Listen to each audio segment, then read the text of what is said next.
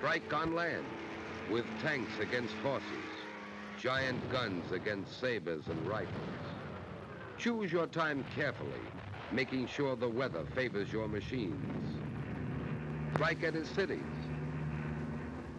so that civilians will take to the roads, hampering the armies, so that women and children will be killed in the streets or in hastily contrived shelters.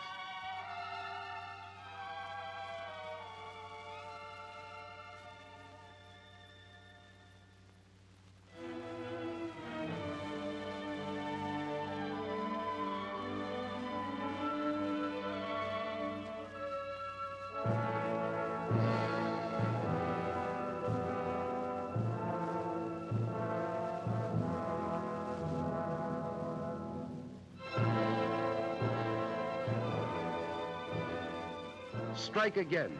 Repeat the dose, day after day, and then add a drop of treachery in the form of fifth columnists. This was Warsaw. Repeat for 18 days. One Nazi pincer cuts the Polish corridor. Another races to Krakow. From East Prussia, another army moves on Warsaw. Encircled, bombed, shelled, and starved, Warsaw surrenders. Now, over the roofless city, send your Luftwaffe sailing leisurely to photograph your handiwork.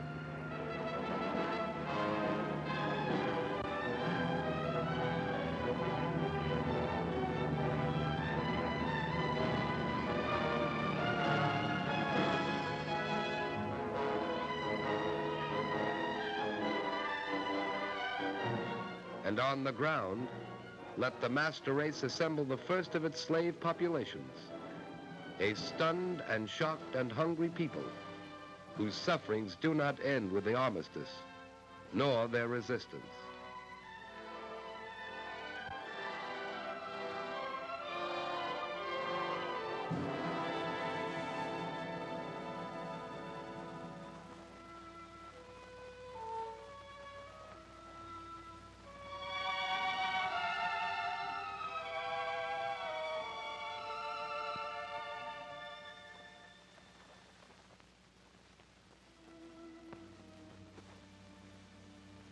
Now, gloat.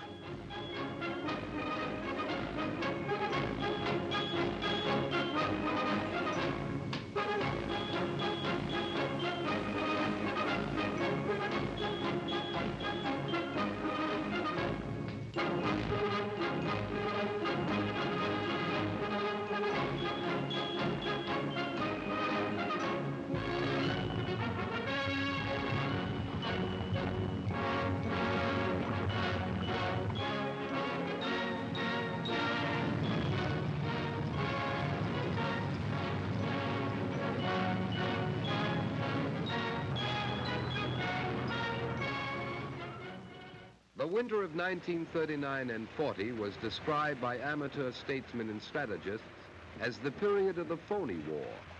True, ships were sunk in the Battle of the Atlantic, and men died in this phony war, but there were no land battles.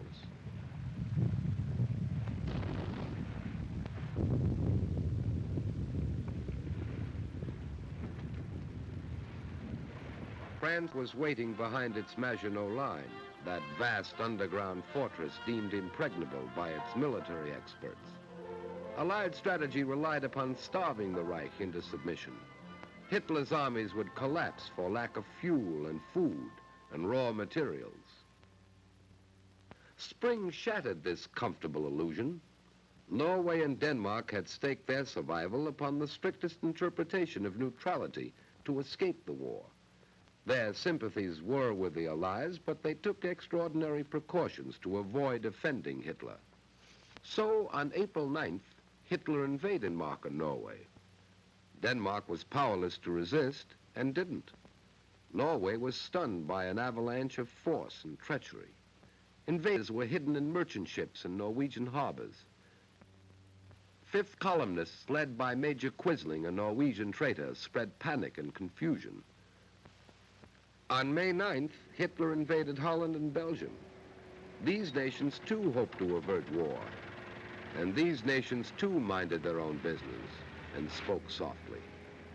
But Hitler struck at them, again without warning, because he had decided the Battle of France could best be won by outflanking the Maginot Line. He had no quarrel with these nations. They were merely convenient roads to France.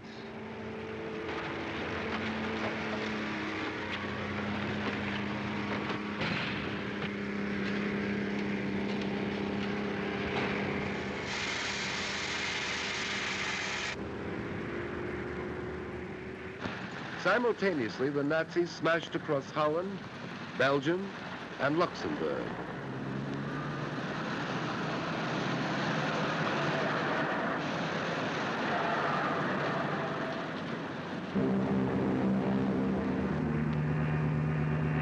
This pictorial record you are watching was made by Nazi cameramen at the order of Dr. Goebbels, the German propaganda minister. He showed this Wagnerian symphony of devastation to neutral nations in Europe and South America to frighten them into surrender.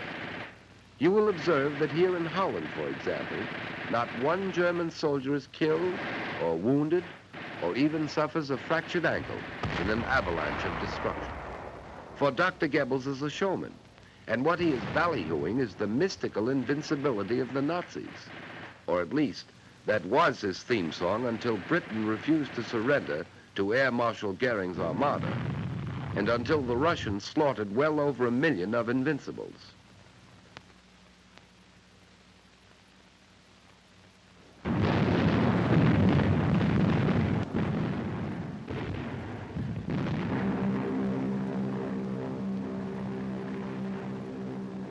To the now familiar recipe of the Blitz were added parachute troops who swarmed down upon Dutch cities and airfields and further disrupted a hopeless defense. Men had discussed, and most armies had experimented with this new dimension in mobile warfare, but the Nazis were the first to use parachutists in force.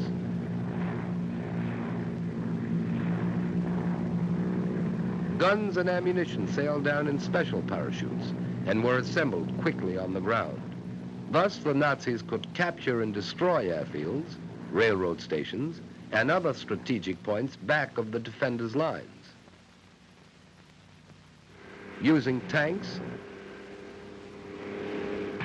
dive bombers,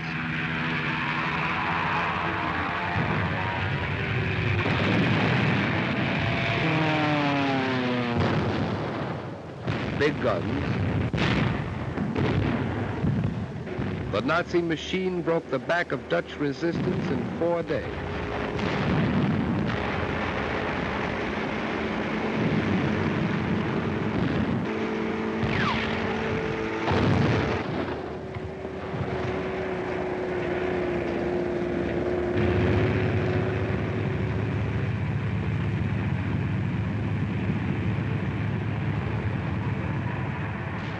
Towns and villages were in flames as the invaders rolled on at a breathless pace, encircling the defenders and slashing their armies, destroying in the name of the new order the homes and shops of those who had dared to resist.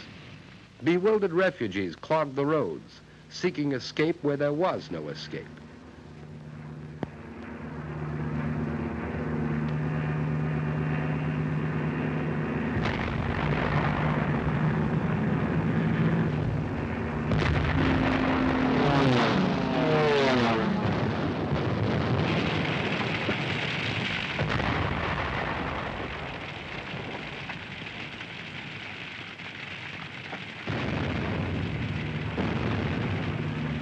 This was Rotterdam, bombed after the Dutch forces had surrendered. The Nazis said there had been a mistake. The news had not reached the Luftwaffe in time.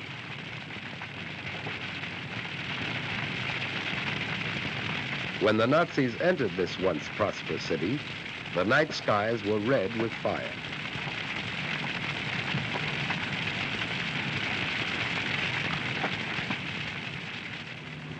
And the next morning, reconnaissance planes flew over the city as they had flown over Warsaw, recording for the propaganda ministry another tribute to the efficacy of the Luftwaffe, while Rotterdam buried its dead, as Warsaw had, and formal negotiations for surrender were duly completed.